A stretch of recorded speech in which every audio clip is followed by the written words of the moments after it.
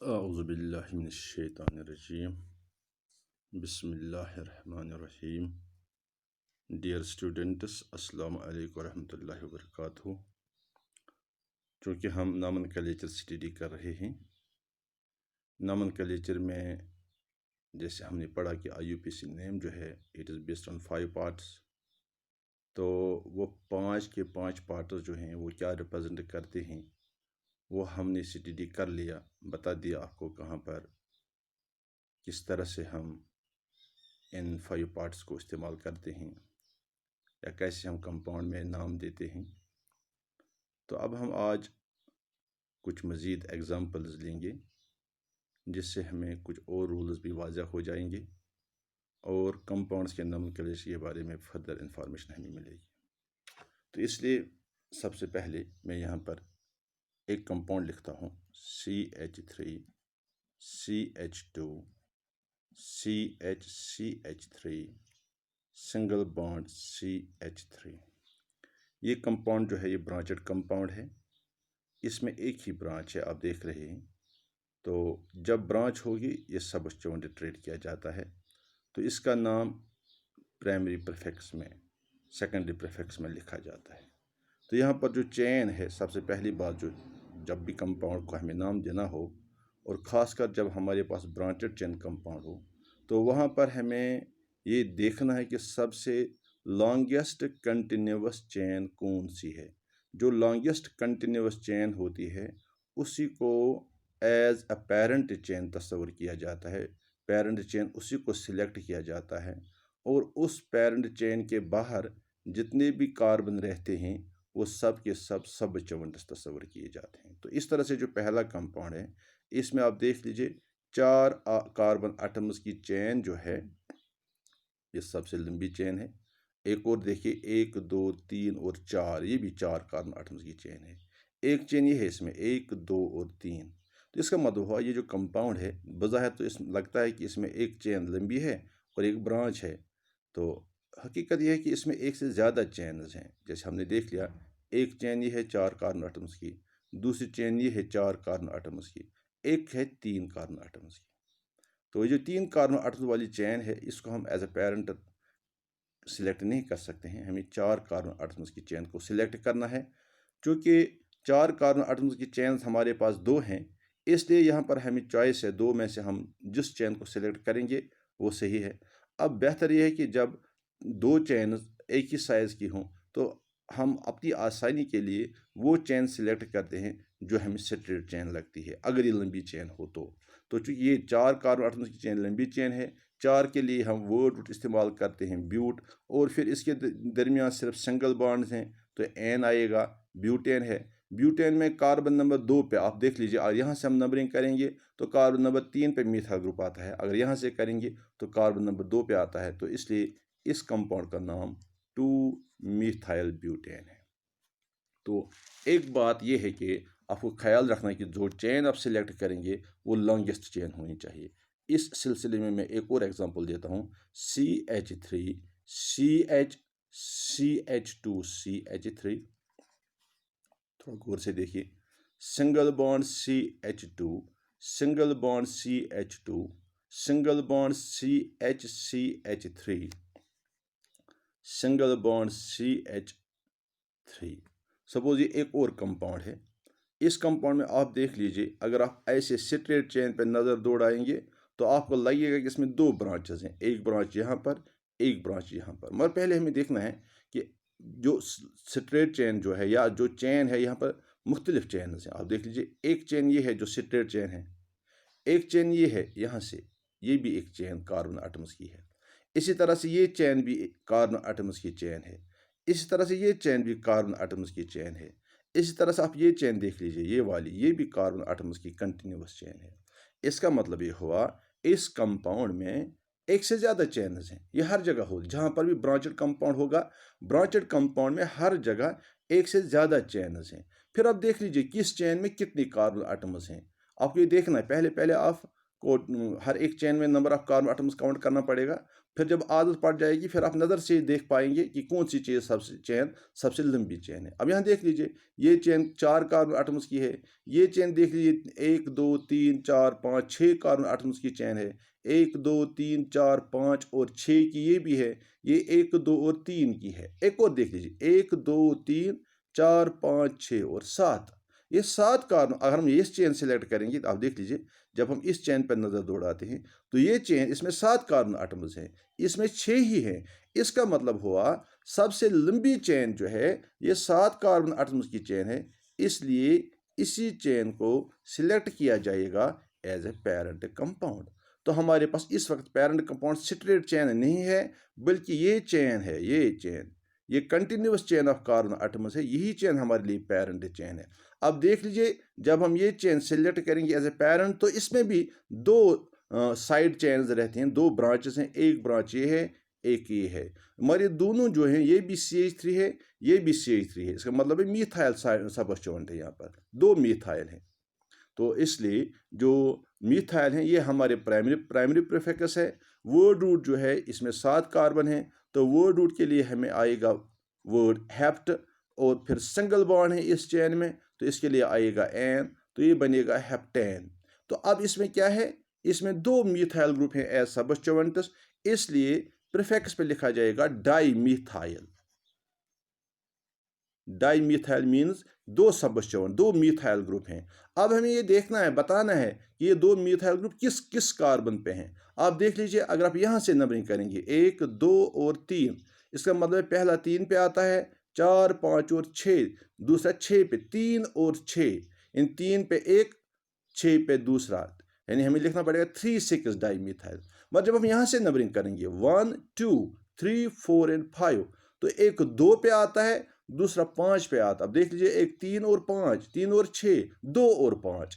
तो ये 2 और 5 जो है ये लोवेस्ट सेट ऑफ लोकेंट्स है, इसलिए इस चेन में नंबरिंग जो है वो इस एंड से करनी पड़ेगी, 1 2 3 4 और 5।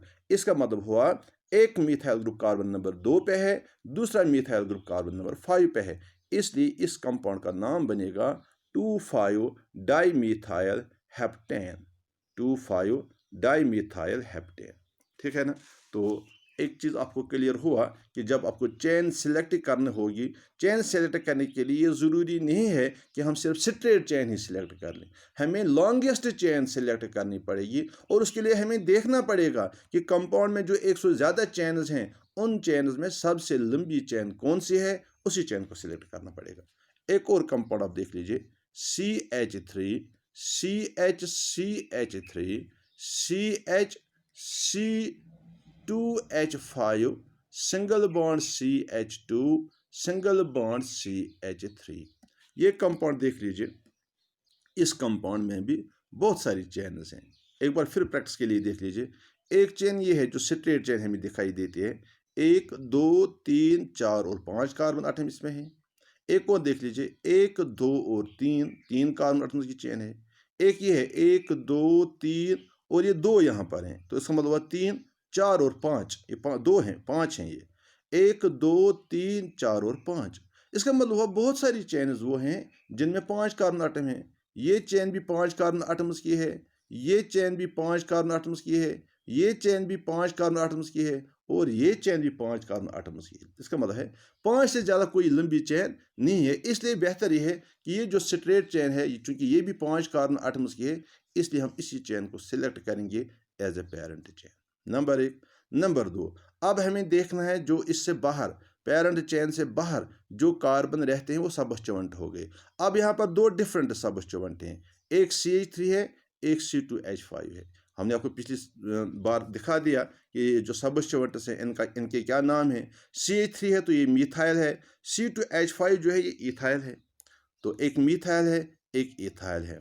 अब हमें क्या करना है, हमें कंपाउंड का नाम लिखना है। जब कंपाउंड में जो 2 डिफरेंट सबस्टिट्यूएंट्स, ये रूल है, इस बात को गौर से सुनिए, जब कंपाउंड में 2 डिफरेंट सबस्टिट्यूएंट्स होंगे तो उस वक्त हमें सबसे पहले उस सबस्टिट्यूएंट का नाम लिखना पड़ता है जिसका नाम अल्फ़ाबेटिकली पहले आ जाता है। अब देख लीजिए, ये ईथाइल है, ये मीथाइल है, तो अल्फ़ाबेटिकली ये सबस्टिट्यूएंट पहले आता है। इसका मतलब पहले हमें ईथाइल लिखना है, फिर मीथाइल लिखना है। ये बात नोट करके रखिए, जब एक से ज़्यादा डिफरेंट सबस्टिट्यूएंट्स हों कंपाउंड में, तो उनका जब नाम लिखा जाएगा प्रीफिक्स में, तो सबसे पहले वो सबस्टिट्यूएंट लिखा जाएगा जो अल्फ़ाबेटिकली पहले आता है। हाँ, नंबरिंग में हमें lowest set of locants rule का इस्तेमाल करना पड़ेगा। तो इस तरह से देख लीजिए, यहाँ पर 1, 2, 3, यानी एक सबस्टिट्यूएंट कार्बन नंबर 2 पे, दूसरा 3 पे। अगर यहाँ से नंबरिंग करेंगे तो एक आएगा 3 पे, दूसरा आएगा 4 पे। इसलिए नंबरिंग हमें बाखसूरत यहीं से करनी पड़ेगी, 1, 2, 3, 4 और 5। तो 3 पे, चूंकि पहले हमें इथाइल लिखना है, ये कार्बन नंबर 3 पे आता है, तो हम इस तरह नाम लिखेंगे 3 ethyl 2 methyl pentane, 3 ethyl 2 methyl pentane. अब एक और चीज़ आप देख लीजिए, एक और कंपाउंड में यहाँ पे लिखता हूँ, आप समझ गए। जब कंपाउंड्स का सबस्टिट्यूएंट्स का नाम लिखना हो, जब डिफरेंट सबस्टिट्यूएंट्स होंगे, तो अल्फ़ाबेटिकली जो पहले आता है वही लिखना पड़ेगा। अब एक और चीज़ देख लीजिए, CH3 CH2 CH3 single bond CH2 single bond CH2H5 single bond CH2 single bond CH3। ये कंपाउंड देख लीजिए। इस कंपाउंड में सबसे पहले हमें लॉन्गेस्ट चेन देखनी है। नज़रों से पता चल जाता है कि जो स्ट्रेट चेन है यही सबसे लॉन्गेस्ट चेन है। 1, 2, 3, 4, 5, 6 और 7 कार्बन इसमें हैं। एक और चेन भी है, 1, 2, 3, 4, 5, ये 2 हैं, तो हो गई 6 और 7। 1, 2, 3, 4 और 5, 1, 2, 3, 4, 5 और 6। इसका मतलब है लॉन्गेस्ट चेन 7 कार्बन आटम्स की हैं, और यहाँ पर 2 चेन्स हैं जिनमें 7-7 कार्बन आटम हैं। इसलिए बेहतर है कि जो स्ट्रेट चेन है, क्योंकि इसमें भी 7 ही कार्बन हैं, इसलिए हम इसी चेन को सिलेक्ट करेंगे एज ए पेरेंट चेन। अब देख लीजिए, इसमें 2 सबस्टिट्यूएंट हैं, मीथाइल और इथाइल। जिस तरह से इस पहले वाले कंपाउंड में मीथाइल और इथाइल था, तो अब आपको पता चल गया, पहले हमें इथाइल लिखना है, फिर मीथाइल लिखना है। इथाइल पहले लिखना है, मीथाइल बाद में, अल्फ़ाबेटिकली। मगर अब यहाँ पर एक और बात मैं समझाने जा रहा हूँ, ये कंपाउंड, इस कंपाउंड की मिसाल देखिए। अगर हम यहाँ से नंबरिंग करेंगे 1, 2, 3, 4 और 5, यानी सबस्टिट्यूएंट जो हैं वो कार्बन नंबर 3 और कार्बन नंबर 5 पे आ जाते हैं। अब अगर यहाँ से नंबरिंग करेंगे 1, 2, 3, 4, 5, तो यहाँ से भी जब हम नंबरिंग करते हैं तो सबस्टिट्यूएंट जो हैं वो कार्बन नंबर 3 और कार्बन नंबर 5 पे आ जाते हैं। तो इसका मतलब हुआ कि दोनों जानिब से नंबरिंग करके हमें एक ही सेट लोकेंट्स का हासिल हो जाता है। इस साइड पे नंबरिंग कीजिए तो सेट ऑफ लोकेंट्स 3 और 5 है, इस साइड से नंबरिंग कीजिए तो सेट ऑफ लोकेंट्स जो है वो 3 और 5 है। तो इस एतबार से हमें फ्री भी मिलना चाहिए नंबरिंग के लिए, मगर ऐसा नहीं है। जब ऐसी बात होगी कि दोनों तारों से नंबरिंग करके आपको एक ही सेट मिलता है लोकेंट्स का। हाँ, एक बात याद रखिए, अगर नंबरिंग करके दोनों साइड पे एक ही सेट मिलता है, फिर सबस्टिट्यूएंट्स एक जैसे हों, तो कोई फ़र्क नहीं पड़ता है। मगर जब सबस्टिट्यूएंट्स डिफरेंट हों और फिर सेट ऑफ लोकेंट सेम आ रहा हो, तो यहाँ पर ख्याल रखना है, फिर हमें नंबरिंग उस साइड से करनी चाहिए। From that end, we should number the carbon chain which gives the lowest number to the substituent which follows alphabetically first. आप समझ गए, यानी जो सबस्टिट्यूएंट अल्फ़ाबेटिकली पहले आता है, हमें उसी सबस्टिट्यूएंट को नंबरिंग में प्रेफरेंस देनी पड़ेगी, यानी उस साइड से नंबरिंग करनी पड़ेगी जिस साइड से उस सबस्टिट्यूएंट को लोवेस्ट नंबर मिलता है, जो सबस्टिट्यूएंट अल्फ़ाबेटिकली पहले आता है। यानी अगर यहाँ से नंबरिंग करेंगे तो मीथाइल 3 पे आ जाता है, इथाइल 5 पे। अगर यहाँ से नंबरिंग करेंगे तो इथाइल 3 पे आता है, मीथाइल 5 पे। क्योंकि अल्फ़ाबेटिकली इथाइल पहले आता है, इसलिए इथाइल को ही लोवेस्ट नंबर मिलना चाहिए, इसलिए नंबरिंग जो होगी वो इस साइड पे होगी, 1, 2, 3, 4 और 5, 6 और 7। इसका मतलब है कार्बन नंबर 3 पे इथाइल ग्रुप है, तो इसका नाम बनेगा 3 इथाइल 5 मिथाइल। चूँकि 7 कार्बन आटम है, तो इसका नाम होगा हेप्टेन, 3 इथाइल 5 मिथाइल हेप्टेन। एक और एग्जांपल मैं दे देता हूँ, ये फिर देख लीजिए, CH3 single bond CHCl single bond CH2 Br single bond CH3। ये कंपाउंड देख लीजिए, इस कंपाउंड में भी सिर्फ सबस्टिट्यूएंट्स हैं। अब हमें देख लीजिए नंबरिंग जब हम करेंगे, यहाँ से आएगा 1 2 3 4 और 5, 3 2 3 और 4 पे सबस्टिट्यूएंट है। और यहाँ से नंबरिंग करेंगे 1 2 3 और 4, यहाँ पे भी 2 3 और 4 पे सबस्टिट्यूएंट है, ठीक है ना। तो दोनों साइड पे सेम सेट ऑफ लोकेंट्स आ जाता है। अब हमें एक बार फिर देखना है कि कहाँ से नंबरिंग करनी चाहिए। तो यहाँ से करेंगे तो मीथाइल को नंबर 2 मिलता है, मीथाइल M से शुरू होता है। यहाँ से नंबरिंग करेंगे तो ब्रोमीन को नंबर 2 मिलता है, ब्रोमीन जो है ये B से शुरू होता है, तो अल्फ़ाबेटिकली B आता है। तो इसका मतलब हुआ हमें नंबरिंग यहीं से करनी पड़ेगी, 1 2 3 4 और 5। तो इस कंपाउंड का नाम जो बनेगा, चूंकि अल्फ़ाबेटिकली हमें सबस्टिट्यूएंट लिखने हैं, 3 डिफरेंट सबस्टिट्यूएंट इस वक्त हैं, एक ब्रोमीन है, एक क्लोरीन है और एक मिथाइल ग्रुप है। तो इस कंपाउंड का नाम बनेगा 2 bromo 3 chloro 4 methyl pentane. 5 carbon है तो पेंट आएगा, और कार्बन एटम्स के दरमियान सिंगल बॉन्ड है तो पेंटेन नाम बनेगा कंपाउंड का, 2 ब्रोमो 3 क्लोरो 4 मिथाइल पेंटेन। अब एक और कंपाउंड देख लीजिए, CH3 CH double bond CH single bond CHCl3 Cl single bond CH3 single bond CH3, ये कंपाउंड है। इस कंपाउंड को नाम हमें देना है। अब इस कंपाउंड में दो सबस्टिट्यूएंट, देखिए स्ट्रेट चेन ये है। अब इस कंपाउंड में दो सबस्टिट्यूएंट हैं, एक क्लोरीन है दूसरा मिथाइल है। तो इस वक्त जो नंबरिंग हमें करनी है, आप देख लीजिए, अगर आप यहाँ से नंबरिंग करेंगे तो सबस्टिट्यूएंट्स को यहाँ से लोवेस्ट पोजीशन मिलेगी 2 और 3, मगर हम यहाँ पर इसका डबल बॉन्ड भी है। जब कंपाउंड में मल्टीपल बॉन्ड होता है, डबल बॉन्ड या ट्रिपल बॉन्ड होता है, तो उस वक्त मल्टीपल बॉन्ड और सबस्टिट्यूएंट, याद रखिए मल्टीपल बॉन्ड और सबस्टिट्यूएंट अगर ये दोनों हो तो हमें उस साइड से नंबरिंग करनी पड़ती है जिस साइड से डबल बॉन्ड को लोवेस्ट नंबर मिलता है। तो इसका मतलब ये हुआ हमें बाहर सूरत नंबरिंग यहीं से करनी पड़ेगी, चाहे सबस्टिट्यूएंट्स का नंबर ज़्यादा आए या कम आए। तो यहाँ से 1 2 3 4 5 और 6। अब देख लीजिए यहाँ पर 6 कार्बन एटम हैं, 6 कार्बन एटम के लिए हम वर्ड रूट हेक्स इस्तेमाल करते हैं। और आप देख रहे हैं यहाँ पर डबल बॉन्ड है, तो आप जानते हैं डबल बॉन्ड के लिए हमें वर्ड इस्तेमाल करना पड़ता है प्राइमरी सफिक्स ईन, हेक्सीन, और फिर दो सबस्टिट्यूएंट हैं, एक क्लोरो है एक मिथाइल है। क्लोरो पहले आएगा कार्बन नंबर 4 पे, तो ये बनेगा 4 क्लोरो, और फिर दूसरा हिस्सा आएगा 5 मिथाइल। तो इस तरह से इस कंपाउंड का पूरा नाम बनेगा 4 क्लोरो 5 मिथाइल हेक्स 2 इन, क्योंकि कार्बन नंबर 2 पे डबल बॉन्ड है, 4 क्लोरो 5 मिथाइल हेक्स 2 इन। यहाँ पर जो बात मैंने बता दी जो आपको नोट करके रखनी है वो ये है कि जब कंपाउंड में सबस्टिट्यूएंट और मल्टीपल बॉन्ड भी होगा तो फिर उस सूरत में नंबरिंग उस साइड से करनी चाहिए जिस साइड से मल्टीपल बॉन्ड को लोवेस्ट नंबर आ जाएगा, यानी प्रेफरेंस नंबरिंग में मल्टीपल बॉन्ड को देनी है। इसी तरह से एक और एग्जांपल आप देख लीजिए, CH3 CH single bond OH single bond CH3 single bond CH double bond CH2। Suppose ये कंपाउंड देख लीजिए, इस वक्त जो ये कंपाउंड है इसमें एक सबस्टिट्यूएंट है, इसमें मल्टीपल बॉन्ड भी है, मगर एट द सेम टाइम इसमें फंक्शनल ग्रुप भी है।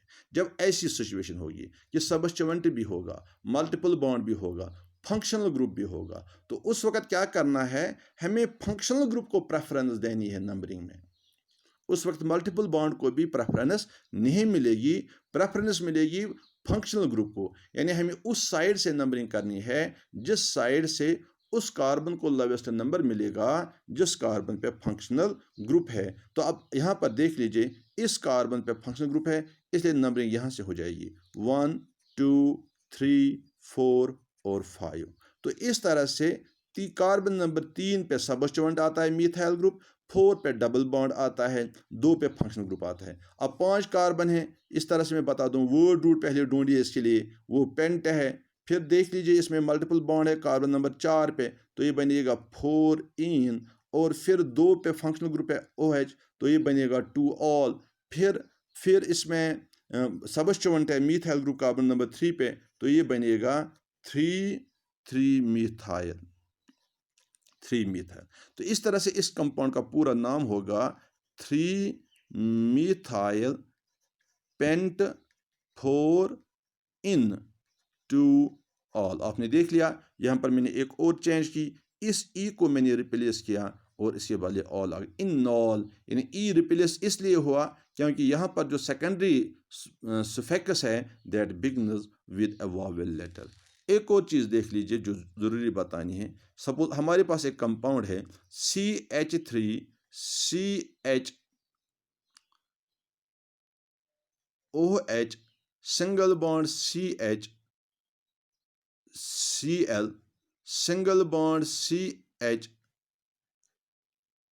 Double bond CH2 single bond CH2 single bond CH3।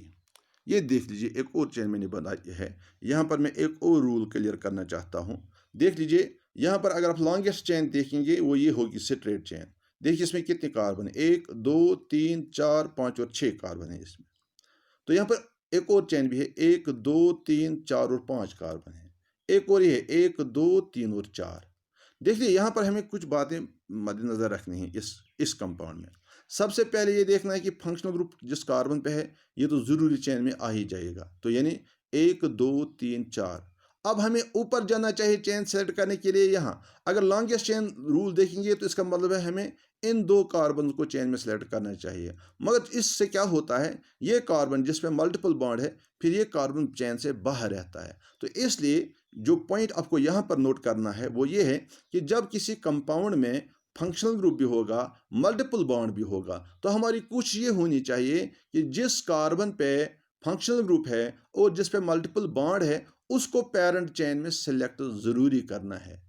That should be included in the parent chain even if the chain goes against the longest chain, even if it goes against the longest chain rule। यानी इसका मतलब ये हुआ हमारे पास इस वक्त जो compound है इसमें हमारे पास एक चेन है 6 कार्बन एटम्स की, मगर इस चेन में वो कार्बन नहीं आता है जिसमें मल्टीपल बॉन्ड है। उसके बरक्स जो दूसरी चेन 5 कार्बन एटम्स की है उसमें वो मल्टीपल बॉन्ड वाला कार्बन आ जाता है। हमें रूल कहता है कि ये चेन जो है जिसमें मल्टीपल बॉन्ड आता है इसी चेन को सिलेक्ट कीजिए एज ए पेरेंट चेन। यानी ये जो लॉन्गेस्ट चेन इसको छोड़ दीजिए, इसको छोड़ दीजिए, आप उस चेन को सिलेक्ट कीजिए जिसमें मल्टीपल बॉन्ड आता है। यानी इसका मतलब ये हुआ जब किसी चेन में मल्टीपल बॉन्ड होगा तो आपकी कोशिश होनी चाहिए कि वो मल्टीपल बॉन्ड जो है that should be included in the parent chain. Even अगर ये उसके अगर ये लॉन्गेस्ट चेन रूल के खिलाफ भी जाता हो, let it go against longest chain rule but the carbon containing multiple bond in it should be included in the parent chain. जिस तरह से हमने यहाँ पे कर लिया। अब आपने पेरेंट चेन देख ली कौन है। अब इसमें एक फंक्शनल ग्रुप OH है, एक सबस्टिट्यूएंट Cl है और मल्टीपल बॉन्ड भी है और इसके अलावा एक और सबस्टिट्यूएंट रह जाता है। आप देख लीजिए ये है CH2 CH3, यही हुआ C2H5 यानी ये इथाइल है। तो इसका मतलब ये हुआ कि एक सबस्टिट्यूएंट इथाइल है एक क्लोरीन है। अब देख लीजिए चेन जो है वो हमने ये सेलेक्ट की, इसमें चूंकि 5 ही कार्बन आटम है इसलिए वर्ड रूट जो है वो पेंट आएगा। अब इसमें मल्टीपल बॉन्ड भी है दैट इज इन। तो पहले ये भी देख लीजिए कि नंबरिंग कहाँ से करनी पड़ेगी, वो तो मैंने पहले ही बता दिया। जहाँ से फंक्शनल ग्रुप को लोएस्ट नंबर मिलेगा उसी साइड से नंबरिंग करनी है। इसका मतलब है नंबरिंग यहाँ से होगी 1 2 3 4 और 5। तो इससे क्या हुआ, पेंट जो है अब नाम हमने दे दिया। अब कार्बन नंबर 4 पे डबल बॉन्ड आता है तो ये बनेगा पेंट 4 इन और कार्बन नंबर 2 पे फंक्शनल ग्रुप आता है दैट इज ऑल 2 ऑल और कार्बन नंबर 3 पे सबस्टिट्यूएंट आता है एक क्लोरो जो C से शुरू होता है और 4 पे आता है इथाइल जो E से शुरू होता है। पहले क्लोरो लिखा जाएगा तो ये बनेगा 4 क्लोरो, इसके बाद लिखा जाएगा 3 क्लोरो, उसके बाद लिखा जाएगा 4 इथाइल। तो इस तरह से जो ऊपर वाला कंपाउंड है इसका कंप्लीट नेम जो होगा that will be 3 chloro 4 ethyl pent 4 इन ई रिप्लेस होगा इन 2 ऑल। इस तरह से इस कंपाउंड का नाम ये बनता है। अब आपने देख लिया यहाँ पर कितने रूल्स इस्तेमाल हो गए, तकरीबन हर कंपाउंड पे एक नया रूल इस्तेमाल हो गया। तो ये सारे रूल्स आप जहन में रखिए जो मैंने बता दिए हैं और साथ में मैंने एग्जांपल्स भी कोट किए हैं। इन्हीं एग्जांपल्स के तहत आप इनको फिर से एग्जाम्पल कंपाउंड को लिखिए और फिर खुद से नाम देने की कोशिश कीजिए, या आपके पास किताब में और भी कंपाउंड्स होंगे उनको भी आप नाम दे सकते हैं। तो इसके अलावा इसमें और भी बहुत सारे रूल्स इन्वॉल्व हो जाते हैं। आज के लिए इतना ही। इंशाल्लाह जो बाकी रूल्स नॉमेनक्लेचर में हैं वो हम बाद में इंशाल्लाह कल डिस्कस करेंगे। और ये बात नोट करके रखिए, नॉमेनक्लेचर जो है ये ऑर्गेनिक केमिस्ट्री का एक अहम टॉपिक है। जब तक आप नॉमेनक्लेचर से फुल्ली अवेयर नहीं होंगे तब तक आप ऑर्गेनिक केमिस्ट्री अच्छी तरह से अंडरस्टैंड नहीं कर पाएंगे। इसलिए ये नॉमेनक्लेचर जो है इसको अच्छी तरह से सीखना है, तब कहीं जाके हम केमिस्ट्री में ऑर्गेनिक केमिस्ट्री को अच्छी तरह से अंडरस्टैंड कर पाएंगे। और जब नॉमेनक्लेचर सही होगा तब ऑर्गेनिक केमिस्ट्री हम पढ़ पाएंगे, और जब ऑर्गेनिक केमिस्ट्री पढ़ पाएंगे तो इसका मतलब बाकी केमिस्ट्री भी पढ़ेंगे। वरना नॉमेनक्लेचर न जानने की वजह से सारी केमिस्ट्री बाद में हमारी कमज़ोर रह जाती है। तो इस तरह से आज का टॉपिक यहीं पे ख़त्म हो जाता है। इंशाल्लाह कल फिर मिलेंगे।